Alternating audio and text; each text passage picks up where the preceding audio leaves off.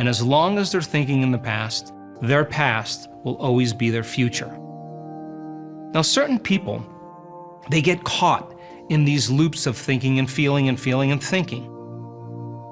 Now, why does this happen?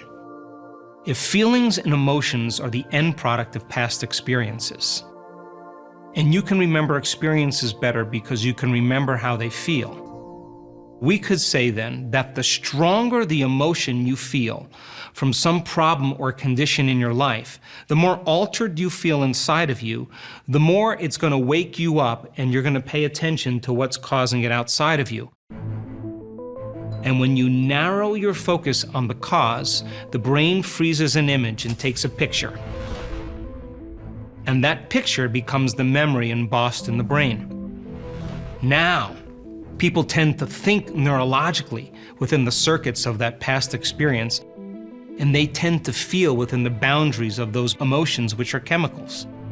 And of course, how they think and how they feel becomes their state of being.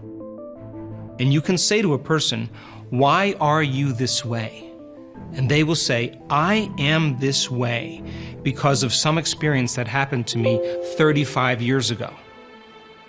And what they're saying from a biological standpoint, that 35 years ago they had an event that altered them and they have not been able to change since. Now, the latest research on memory says that 50% of what you talk about in your past isn't even the truth. That memory is creative because you don't have the same brain that you had 35 years ago.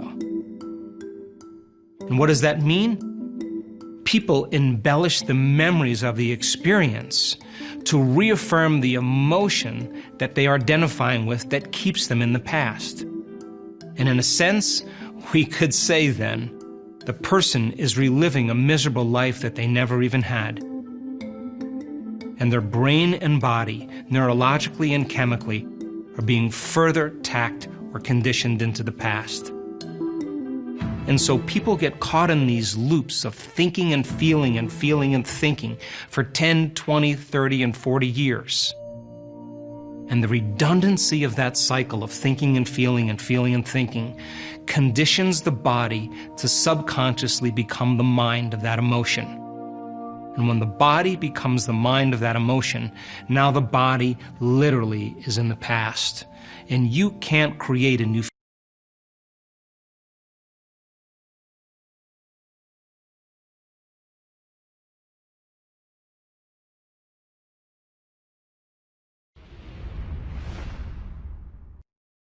of that term, the emotion, the mind of that emotion.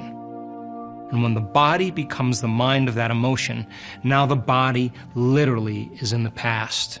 And you can't create a new future holding on to the emotions of your past.